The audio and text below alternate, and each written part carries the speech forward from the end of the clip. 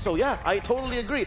They have to be able to set up mid first. Set up those duo, Shark and Hoon, so that their side lanes and even Mlbb have less to think about. More so now that there is a huge... Whether or not they want to also get rid of the Hilda. All right, Hylos still open, Yep. Cho at large, Eve at large.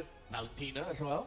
Dear God, what has happened? Because of the targeting of BTK onto the jungle possible picks, all of these are open. Do we see Blue Yo? Does Chibi do that? I don't think it's too strong of an opening right now with so many picks still available. I think the Cho is probably the most stable one for Vamos. All right, On the other hand, I think it's a good gambit. You're forcing Mlbb to pick something else. There's a lot of questions up in the air right now. You're right there with the two assassin bans. It opened up a huge field of picks as it is Blue Yo for Vamos. BTK can steal away the Cho here. They don't need to rush for their alpha number, that's what they're thinking of. And there's the juice in, falling to the hands of Hoon. My God, not even 5 seconds after the pick, BTK already locked in. They know exactly what they want to do against Vamos, and I expect nothing less from this team. Now, Vamos, on the other hand, previously in their matchup yesterday, a lot of, and especially with high damage side laners, right? There's a lot to come down to how do you open up the map, and more importantly, where does your jungler start? Because you want to rotate to a lane where you can actually enable the gank. A lot of macro feints were played yesterday, and that's something that BTK want to deny. Have those concussive blasts, make sure you can open the map safely with this Cho, and more importantly, hold it as that flex pick. What are they going to put in the center of the map here for Vamos? Warlord lived up to his name yesterday as a Valentina. Are they going to lock that in? No, it's Sicilian for the mid, and they go for Glue in the EXP. The Sicilian is a little bit of a signal if they're going for a little bit of a later power spike, while Glue somewhat can be the bridge to that. If ever things don't go that well early, you have the EXP later to hold your early well to minimize the damage. And as expected, alpha for BTK. It is a safe pick, but just the same, you're not threatening Warlord on Sicilian. Nothing in BTK's lineup says so far we can reach the late game hero in Sicilian, but there's still a couple more picks left in the second phase. They could just make this go all the more faster, so Vamos don't even get there.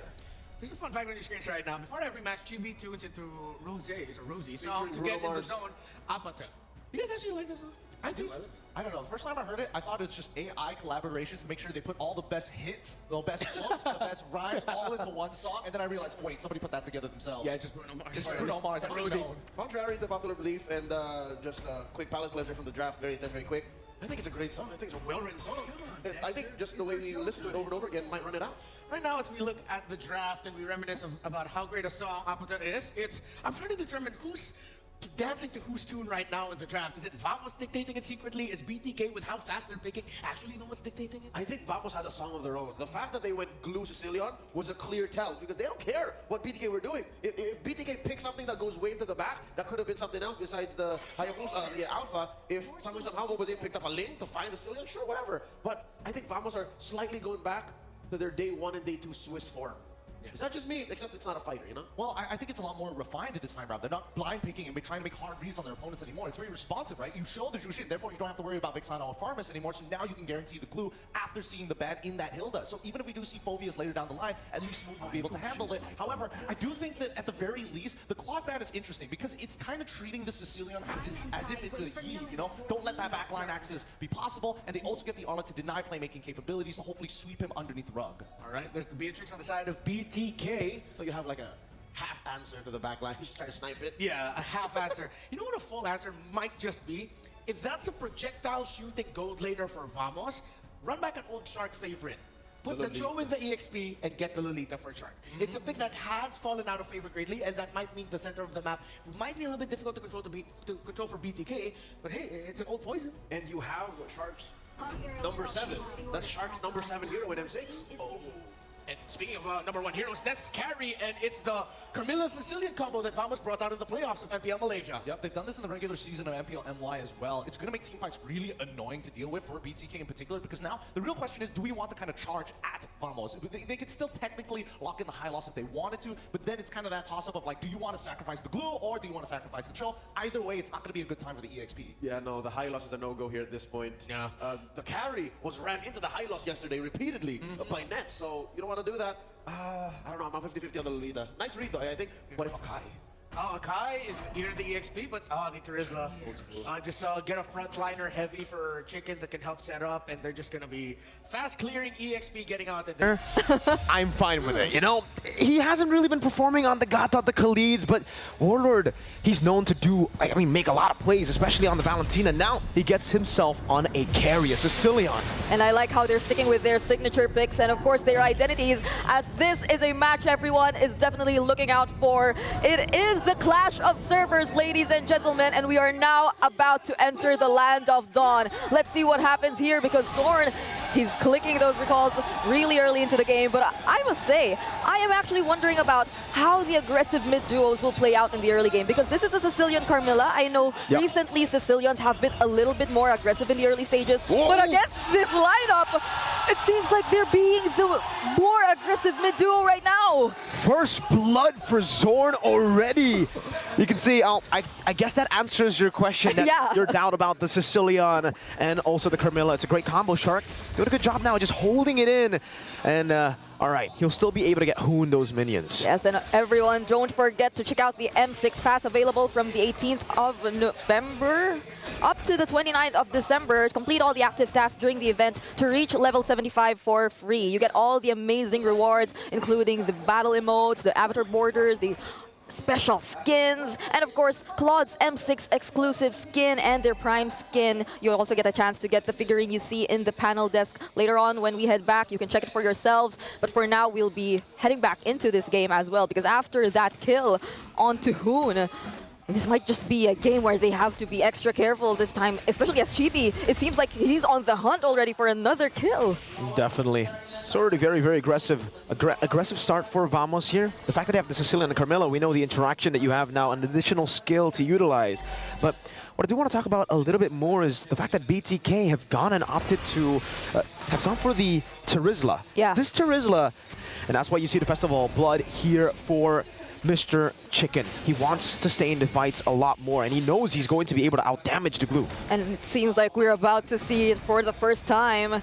How are they going to play around all the AoEs that are possibly going to be present in the upcoming team fights? Because they're just holding on to the turtle, and we've seen Smooth perform on the glue as well yesterday. He performed so well, just keeping on interrupting all of the members, but it seems like Fried Chicken goes in first, but how will they respond? Wait, the Dragon, locking GB down. Ooh, great Lantern Flare. Mlbb still on the Smooth, Retribution not ready just yet. He goes for the Spirit of Alpha instead of the fight here, and it goes to Zorn, securing the turtle. Gets knocked up, Curse of Blood knocking Hoon up. Now Smooth has done what he can. It will be a trade, a kill for BTK, for Vamos, who gets the turtle.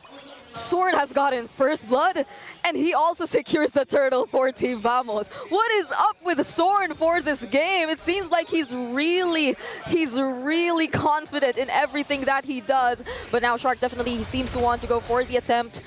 But there's another thing you have to consider if you are Shark in this game. Both Nets and Warlord, your primary targets, they're on Purify. So that might be quite a difficult job for Bloodthirstykings as well, especially as they haven't secured the best possible early game for their lineup. It'll definitely be tough for BTK here, because for Vamos, all they need to do is technically go even in the early game, right? As long as they're not too far behind, I would say, what, 3,000 gold behind is still actually okay for Vamos with this kind of composition. Because all they need to do is wait for the Sicilian and the carry to get to those item power spikes. Meanwhile, for BTK, like you said, it does rely on them getting the mid-game a bit more compared to Vamos, or way more compared to Vamos. So the fact that Vamos secured Turtle 1 means it's a big win, actually, for Vamos. Yep, they don't get to entirely interrupt like Mlbb and farming all the attention. We're literally seeing it here in the mid lane. It's more on Shark and Hoon versus Zorn and Warlord, and it seems like for I don't know how many times now another fight might be brewing here in the mid lane, but Fried Chicken seems to be able to poke Zorn so well now. He might be the first to fall, but look at the passive from Warlord. Just calls him back. Whoa, Zorn go back in. No more Crimson Beacon. Mlbb goes over to Spirit of Alpha to the back. Chibi goes for the Soul Sever Hoon. Brave Smite. That's away the Dragon from Shark to lock him down. Chibi will be taken out by Fried Chicken. No, it's Shark who gets it, but it's Rage. Zorn fallen. Mlbb still dealing with the glue. Now pops the split.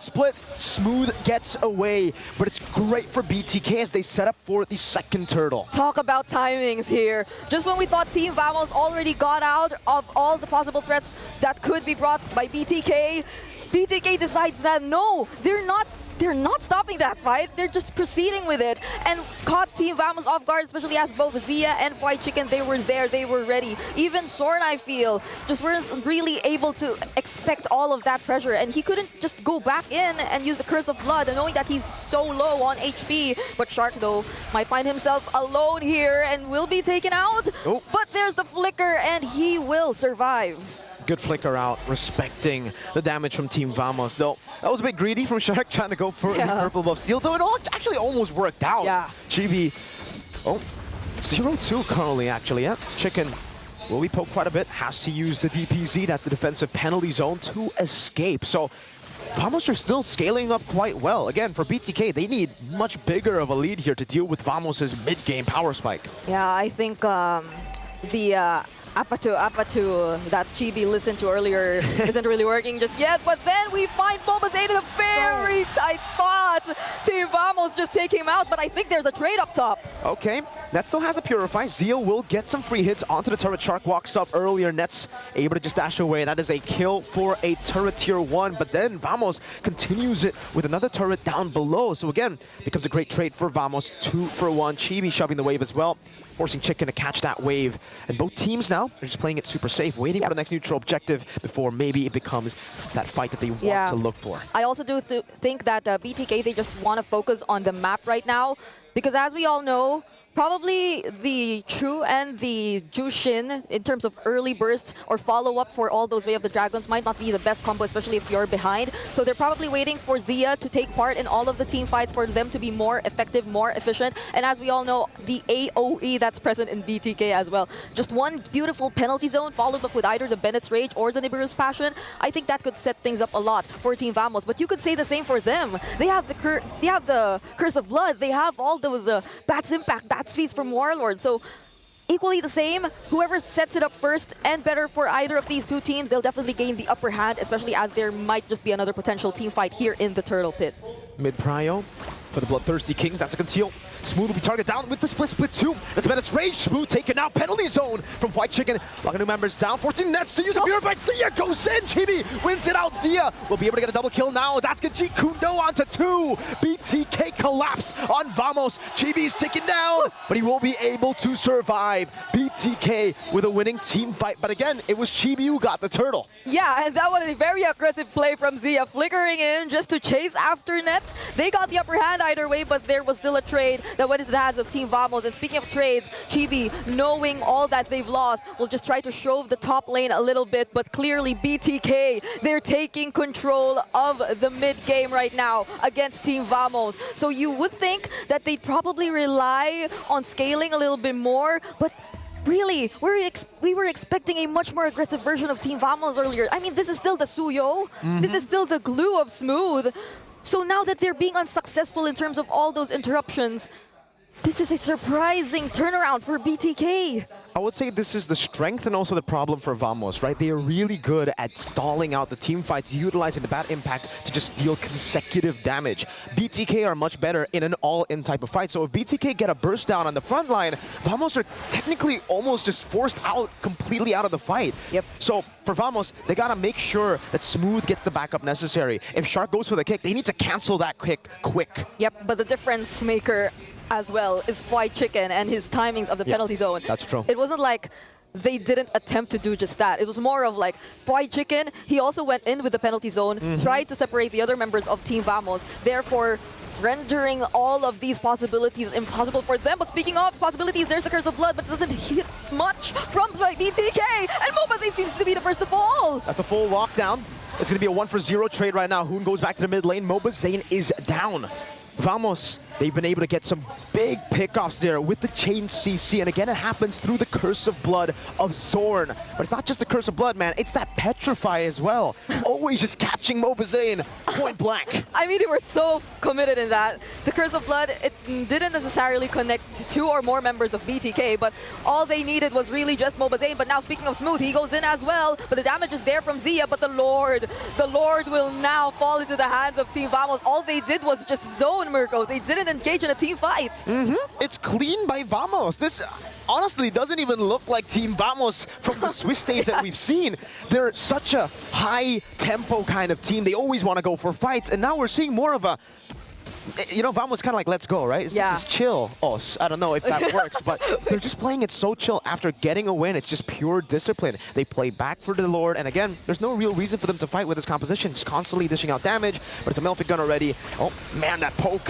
Hoon already chunked in the mid lane. The Curse of Blood. Ooh, Mlbb forced to use the Spear of Alpha defensively. White Chicken goes in, isolated himself, and Nets just disintegrates him on this carry. They still get to take down the mid lane turret. And they still have the Lord as well. So they're definitely looking to take out more turrets from BTK, especially with the White Chicken down right now. So there are lesser chances of them going for the counter engage. But speaking of, Shark, he might just not commit the Way of the Dragon. So now they gain access to the mid lane turret, but there's the Lord here as well in the bottom lane. So at least they know that there are still possible setups from BTK, but let's see how this goes, because it seems like their focus will just be solely on the Lord. They'll still be able to clear the Lord. It is Lord 1, but Vamos, to remind you guys back at home again, we've been saying this countless times, I'm starting to sound like a broken radio, but the fact that Vamos are not behind in the mid game with a Sicilian and carry, this is great for them. The Curse of Blood almost connecting to Zia, but it's Rage not hitting any of the members. Vamos are happy with these trades. Even if they don't have a goalie, they're still happy at this moment. BTK, all they really have to rely on at this point is the amount of wave clear that they have, because Team Vamos, they're just constantly putting out the pressure towards BTK. I wouldn't think that BTK, knowing that they have a lot of housekeeping to do, would be confident enough to look for an engage towards Team Vamos, especially considering all the available resources. Like we've seen earlier, Soren, he moves fast on his own, but he can also get the passive, take advantage of the passive to survive. But speaking of the Bandit's Rage! Whoa, that was a lot of damage. Sky Piercer for Hoon too. You can see that execute. And I guess for Bloodthirstykings, you were talking about the damage, the wave clear they have, but also, I guess, the pick-off, right? That's something that BTK can still bank on in a lot of these team fights. It's just, when you pick off, you can only really pick off the front line. Yeah. Nets and Warlord, I don't think they can actually get to them without getting the frontliners. So, again, Vamos are chill with it. They lose smooth. It's still a smooth game plan. Yeah, I mean, it's surprising to think that that's still smooth. I mean, it's one of the tankier heroes here for Team Vamos. But this just goes to show that BTK, they've already gotten enough items, possibly for Z as well. They just need to be extra careful in terms of where they are going to position themselves, because Soren, he can really just catch them off guard anytime he wants. Cast the Curse of Blood, even just to make them move away or actually split up. And this is the important part. I know this is just the enhanced Lord that we're talking about, but it is very likely that either of these two teams who get their hands on this Lord will get their hands on the base turrets as well. And now it seems like Team Vamos, they're the ones a little bit more confident in terms of moving up and scouting the members of BTK. But Smooth, he has to be mindful of all these pokes as well. Oh, look at Chibi. Dealing with damage. Chibi, oh, all the way alone, but it's Rage. Chibi is down. Isolated all the way. Now penalty zone from White Chicken. Mlbb Zane will not decide to go with the Spear of Alpha. It is a Purified down for Warlord. Zane gets caught in a Sanguine Closet, almost gets deleted by Nets, and you can see the damage output that is ready for Vamos. BTK with a one-member lead. I mean, that could have been the difference maker, right? They could have just went straight after the Lord, but now that BTK, they're aware of the damage in the hands of Warlord, they still go for the Lord either way, but for Vamos, they have to be careful this time. Sword might be the next to fall. He gets to flicker, or he gets to use the passive to get away. But still, Team Vamos, it seems like they wanted to go for the attempt. They definitely needed to, right? Again, they have the range to actually deal with BTK. It's just, they just don't have any ways to retry it. Chibi should play it way safer. This is within their power spike. There was no reason for him to be flanking like that, especially considering he targeted Shark. You're not killing Shark. That's a toe roam. I don't know if he knew that there were other members there, but I think at this point it's impossible to expect Shark to be alone. There will always be someone out there waiting for the setups, ready to provide the follow-ups. And now it's Team Vamos on the defensive side. BTK, they'll definitely take advantage of this. Shark Might just be looking for a target. There's still the Curse of Blood. They can use that if they want to defend. But they have to be mindful because the poke coming in from BTK, it's no joke at this point. At least they have Warlord. But then they... Right now, BTK, they can definitely gain a lot more access to Team Vamos now that they're in this position, but look at the damage! Oh, that was a mistake from Zayn, the Spear of Alpha to his demise! And Team Vamos are able to defend BTK. They'll have to move back. Both the junglers making crucial mistakes. I don't know what's happening anymore. I mean, that Spear of Alpha might have been a misclick, or it maybe should have been towards the other members of BTK, right? There was no way they still wanted to go for the engage at that point because the other members of Team Vamos, they were already chasing after them. Now, they gradually move out of their base and attempt to regain control of the map. And this is another thing we definitely have to look at. I mean, both of these teams, I would say they really would specialize in team fights when it comes to their overall compositions. It is just a matter of who will be able to disrupt the positionings a lot more. All of those team plays that may happen. And speaking of team plays, Food will fall. Oh, you can hear Malaysia here. In the M6 arena, they are going wild. What was they going to be stunned up? The bad impact as well. 2 members of the Bloodthirstykings have been taken down, and Vamos have been able to neutralize the lead of turrets. The base turret in the far lane that BTK had to play with, now it is gone, and it might be the end for BTK in game 1. Zia trying to go for the defense. Vamos have a wave in the mid lane. Mobazane trying to go for the cut right now. As Zia gets chunked low by the arrow. The Bandit's Rage comes down. Zorn will go in very deep. Zayn taken low. White Chicken, they need to go and cycle it through. That's going to be the penalty zone onto all of them. But again, it's Nets who is targeting the turret, the base down. Game 1 for Vamos. Team fighting was all that mattered for Team Vamos. And they just had to wait for the perfect opportunity.